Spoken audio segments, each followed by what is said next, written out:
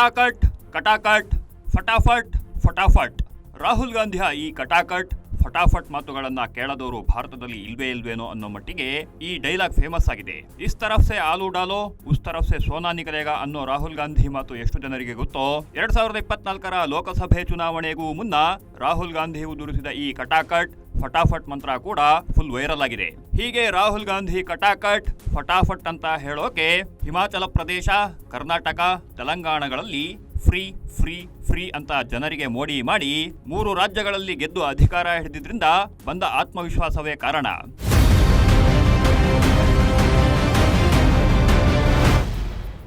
ಮಹಾದೇವಪ್ಪ ನಿಂಗೂ ಫ್ರೀ, ಕಾಕಾ ಪಾಟೀಲ್ ನಿಂಗೂ ಫ್ರೀ, ನಿಂಗೂ ಫ್ರೀ, ಅವಂಗೂ ಫ್ರೀ, ನಂಗೂ ಫ್ರೀ, ಎಲ್ಲರಿಗೂ ಫ್ರೀ ಫ್ರೀ ಫ್ರೀ ಹೀಗಂತ ಸಿದ್ದರಾಮಯ್ಯ ನೀಡಿದ್ದ ಭರವಸೆಯ ವಿಡಿಯೋ ಕರ್ನಾಟಕ ವಿಧಾನಸಭೆ ಚುನಾವಣೆ ವೇಳೆ ಭಾರಿ ವೈರಲ್ ಆಗಿತ್ತು. ಆಗಲೇ ಹಲವರು ಉಚಿತ ಯೋಜನೆಗಳಿಂದ ರಾಜ್ಯಗಳ ಖಜಾನೆಗಳ ಮೇಲೆ ಯಾವ ಪರಿಣಾಮ ಬೀರಲಿದೆ ಅನ್ನೋ ಯೋಚನೆಯನ್ನ ಯಾರೂ ಮಾಡ್ತಿಲ್ಲ. ಇದರ ಬಗ್ಗೆ ಯೋಚಿಸಬೇಕಾದ ಅವಶ್ಯಕತೆ ಇದೆ ಅಂತ ಹೇಳಿದ್ರು. ಆದ್ರೆ ಯಾರೂ ಅದರ ಬಗ್ಗೆ ಯೋಚನೆಯನ್ನೇ ಮಾಡಲಿಲ್ಲ. ಈಗ ಹಿಮಾಚಲ ಪ್ರದೇಶದಲ್ಲಿ ಉಂಟಾಗಿರೋ ಆರ್ಥಿಕ ಮುಗ್ಗಟ್ಟಿನಿಂದ ಎಲ್ಲರಿಗೂ ಎಚ್ಚರಿಕೆಯ ಗಂಟೆ ಮೊಳಗಿದಂತಾಗಿದೆ.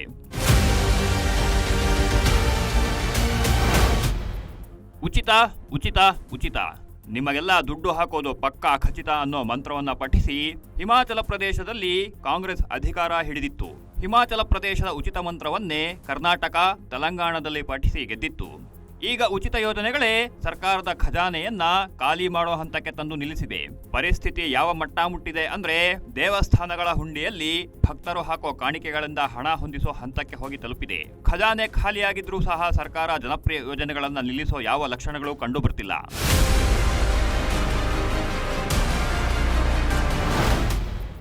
ಎರಡ್ 2022ರಲ್ಲಿ ಅಧಿಕಾರಕ್ಕೆ ಬಂದ ಸುಖ್ವೀಂದರ್ ಸಿಂಗ್ ಸುಖು ಸರ್ಕಾರಕ್ಕೆ ಕೇವಲ 1.5 ವರ್ಷದಲ್ಲಿ ಆರ್ಥಿಕ ಮುಗ್ಗಟ್ಟು ಶುರುವಾಗಿತ್ತು. ಇದರ ಪರಿಣಾಮ 2024ರ ಆಗಸ್ಟ್ ತಿಂಗಳಿನಲ್ಲಿ ಸಚಿವರ ಸಂಬಳವನ್ನ 2 ತಿಂಗಳು ತಡೆ ಹಿಡಿಯಿತು. ಇಷ್ಟಾದರೂ ಪರಿಸ್ಥಿತಿ ಸುಧಾರಿಸಲೇ ಇಲ್ಲ. 2024ರ ಸೆಪ್ಟೆಂಬರ್ನಲ್ಲಿ ಇತಿಹಾಸದಲ್ಲಿಯೇ ಮೊದಲ ಬಾರಿಗೆ 1ನೇ ತಾರೀಖಿನಂದು ಸರ್ಕಾರಿ ನೌಕರರಿಗೆ ಸಂಬಳ, ಪಿಂಚಣಿದಾರರಿಗೆ ಪಿಂಚಣಿ ಬರಲೇ ಇಲ್ಲ. ಇದೇ ಮೊದಲ ಬಾರಿ ಇಂತಹ ಪರಿಸ್ಥಿತಿ ಎದುರಾಗಿದ್ದರಿಂದ ಸರ್ಕಾರಿ ನೌಕರರು ಪ್ರತಿಭಟನೆಗೆ ಮುಂದಾಗಿರಲಿಲ್ಲ. ಕೊನೆಗೆ ಹಿಮಾಚಲ ಪ್ರದೇಶ ಸರ್ಕಾರ ವಿದ್ಯುತ್ ಬಿಲ್ ಬಾಕಿ ಉಳಿಸಿಕೊಂಡಿತ್ತು. ಸರ್ಕಾರ ಬಾಕಿ ಉಳಿಸಿಕೊಂಡಿದ್ದ 65 ಕೋಟಿ ರೂಪಾಯಿಯನ್ನ 7% ಬಡ್ಡಿಯೊಂದಿಗೆ ಕಂಪನಿಗೆ ಸಂದಾಯ ಮಾಡಲು ಹೈಕೋರ್ಟ್ ಆದೇಶಿಸಿತು. ಆದರೆ ಸರ್ಕಾರಕ್ಕೆ ಬಾಕಿ ತೀರಿಸಲು ಸಾಧ್ಯವಾಗಲಿಲ್ಲ. ಹೀಗಾಗಿ 2024ರ ನವೆಂಬರ್ನಲ್ಲಿ ದೆಹಲಿಯಲ್ಲಿರೋ ಹಿಮಾಚಲ ಭವನವನ್ನ ಮುಟ್ಟುಗೋಲು ಹಾಕಿಕೊಳ್ಳಲು ಕೋರ್ಟ್ ಆದೇಶಿಸಿತು.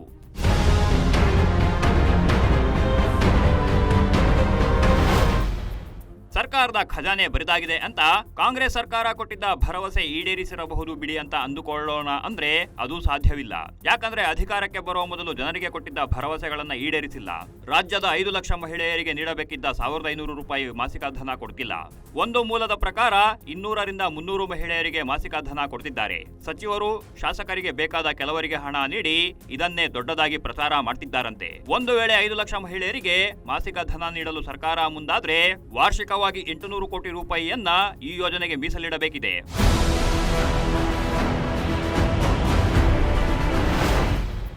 ಕಾಂಗ್ರೆಸ್ ಅಧಿಕಾರಕ್ಕೆ ಬರುವ ಮೊದಲು ಹೊಸ ಪಿಂಚಣಿ ರದ್ದು ಮಾಡಿ ಹಳೆ ಪಿಂಚಣಿ ಯೋಜನೆ ಜಾರಿಗೆ ತರ್ತೀವಿ ಅಂತ ಹೇಳಿತ್ತು. ಹೇಳಿದಂತೆ ಸರ್ಕಾರ ನಡೆದುಕೊಂಡಿತ್ತು. ಆದರೆ ನುಡಿದಂತೆ ನಡೆದ ಪರಿಣಾಮ ಆರ್ಥಿಕ ಹೊರೆ ಬಿದ್ದಿದೆ. ಹಿಮಾಚಲ ಪ್ರದೇಶದ ಬಜೆಟ್ನಲ್ಲಿ 67% ಹಣ ಸಂಬಳ, ಪಿಂಚಣಿ, ಬಡ್ಡಿ ಕಟ್ಟಲು ಖರ್ಚಾಗುತ್ತಿದೆ. ಇದರಿಂದಾಗಿ ಸರ್ಕಾರಕ್ಕೆ ಬಂಡವಾಳ ವೆಚ್ಚಕ್ಕೆ ಹಣವೇ ಉಳಿಯದಂತಾಗಿದೆ. ಬಜೆಟ್ನ 1/3 ಭಾಗ ಮಾತ್ರ ಅಭಿವೃದ್ಧಿ ಯೋಜನೆಗಳಿಗೆ ಹಣ ಮೀಸಲಿಡಲು, ಉಳಿದ ವಲಯಗಳಲ್ಲಿ ಹೂಡಿಕೆ ಮಾಡಲು ಉಳಿಯುತ್ತಿದೆ. ಇದರಿಂದಾಗಿ ಆದಾಯದ ಕೊರತೆ ಹೆಚ್ಚಳವಾಗಿದೆ. ಸುಖೋ ಸರ್ಕಾರಕ್ಕೂ ಹಿಂದಿದ್ದ ಬಿಜೆಪಿ ಸರ್ಕಾರ ಗೃಹ ಬಳಕೆದಾರರಿಗೆ ಉಚಿತವಾಗಿ 125 ಯೂನಿಟ್ ವಿದ್ಯುತ್ ಪೂರೈಕೆ ಮಾಡುತ್ತಿತ್ತು. ಜೊತೆಗೆ ಗ್ರಾಮೀಣ ಭಾಗದಲ್ಲಿ ನೀರಿನ ಬಿಲ್ ಮನ್ನಾ ಮಾಡಿತ್ತು. ಆದರೆ ಕಾಂಗ್ರೆಸ್ ಸರ್ಕಾರ ಅಧಿಕಾರಕ್ಕೆ ಬಂದ ಬಳಿಕ ಇವುಗಳಿಗೆ ಕತ್ತರಿ ಬಿದ್ದಿದೆ. ಸಮಾಜ ಕಲ್ಯಾಣ ಯೋಜನೆಗಳಿಗೂ ಹಣದ ಕೊರತೆ ಎದುರಾಗಿದೆ. ಪರಿಸ್ಥಿತಿ ಯಾವ ಮಟ್ಟ ಮುಟ್ಟಿದೆ ಅಂದ್ರೆ ಸರ್ಕಾರ ನೀರು ಪೂರೈಕೆಗೆ ನೀಡುತ್ತಿದ್ದ ಅನುದಾನವನ್ನ 13% ಕಡಿತಗೊಳಿಸಿದೆ. ನಗರಾಭಿವೃದ್ಧಿಗೆ ನೀಡುತ್ತಿದ್ದ ಅನುದಾನ 32% ಇಳಿಕೆಯಾಗಿದ್ರೆ ಸಮಾಜ ಕಲ್ಯಾಣಕ್ಕೆ ಬಳಸುತ್ತಿದ್ದ ಅನುದಾನ 15% ಕುಸಿತವಾಗಿದ್ದು, ಕೃಷಿ ವಲಯಕ್ಕೆ ನೀಡುತ್ತಿದ್ದ ಅನುದಾನದಲ್ಲೂ 9% ಇಳಿಕೆಯಾಗಿದೆ. ಒಟ್ಟಾರೆಯಾಗಿ ರಾಜ್ಯದ ಅಭಿವೃದ್ಧಿಯ ಮೇಲೆ ಗಂಭೀರ ಪರಿಣಾಮ ಬೀರಿದೆ.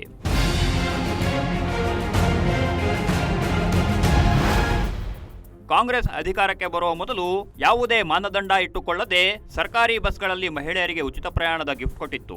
ಪರಿಸ್ಥಿತಿ ಹದಗೆಟ್ಟ ಬಳಿಕ 50% ರಿಯಾಯಿತಿ ದರದಲ್ಲಿ ಪ್ರಯಾಣಕ್ಕೆ ಅವಕಾಶ ಮಾಡಿಕೊಟ್ಟಿದೆ. ತೆರಿಗೆ ಕಟ್ಟುವ ಗೃಹ ಬಳಕೆದಾರರಿಗೆ ನೀಡುತ್ತಿದ್ದ ಉಚಿತ ವಿದ್ಯುತ್ ಸೌಲಭ್ಯವನ್ನ ಹಿಂಪಡೆದಿದೆ.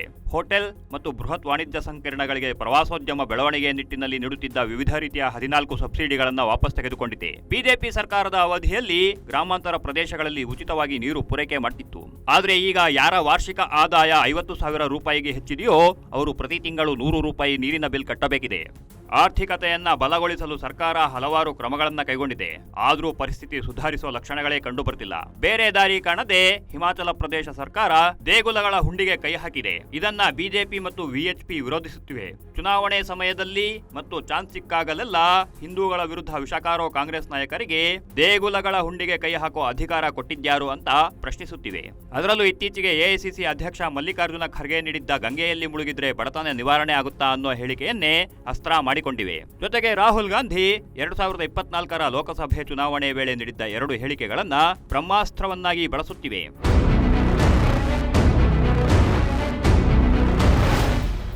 ಹಿಮಾಚಲ ಪ್ರದೇಶದ ಪ್ರಸ್ತುತ ಸನ್ನಿವೇಶ ಉಚಿತ ಯೋಜನೆಗಳ ಘೋಷಣೆ ಮಾಡೋದು ಎಷ್ಟು ಸರಿ ಅನ್ನೋ ಯೋಚನೆ ಮಾಡಲು ಕಾರಣವಾಗಿದೆ. ಕರ್ನಾಟಕ, ತೆಲಂಗಾಣದಲ್ಲೂ ಸಹ ಸರ್ಕಾರಗಳು ಹೆಚ್ಚು ಸಾಲ ಪಡೆದು ಉಚಿತ ಯೋಜನೆಗಳ ಜಾರಿಗೆ ಆದ್ಯತೆ ನೀಡುತ್ತಿವೆ ಅಂತ ಪ್ರತಿಪಕ್ಷಗಳು ಆರೋಪಿಸುತ್ತಿದ್ವು. ಹಿಮಾಚಲ ಪ್ರದೇಶದಲ್ಲಿ ಪ್ರಸ್ತುತ ಸೃಷ್ಟಿಯಾಗಿರೋ ಪರಿಸ್ಥಿತಿಯನ್ನೇ ಕರ್ನಾಟಕ, ತೆಲಂಗಾಣದಲ್ಲಿ ವಿಪಕ್ಷಗಳು ಪ್ರಮುಖ ಅಸ್ತ್ರವಾಗಿ ಬಳಸುವ ಸಾಧ್ಯತೆಗಳು ಕಂಡುಬರ್ತಿದೆ. ಈ ಪರಿಸ್ಥಿತಿಯನ್ನ ಕಾಂಗ್ರೆಸ್ ಹೇಗೆ ನಿಭಾಯಿಸಲಿದೆ ಅನ್ನೋದು $1 ಮಿಲಿಯನ್ ಪ್ರಶ್ನೆಯಾಗಿ ಉಳಿದುಕೊಂಡಿದೆ. Chandramohan Kolar, special bureau, guarantee news. Guarantee news, ಸುದ್ದಿ ಖಚಿತ, ನ್ಯಾಯ ನಿಶ್ಚಿತ.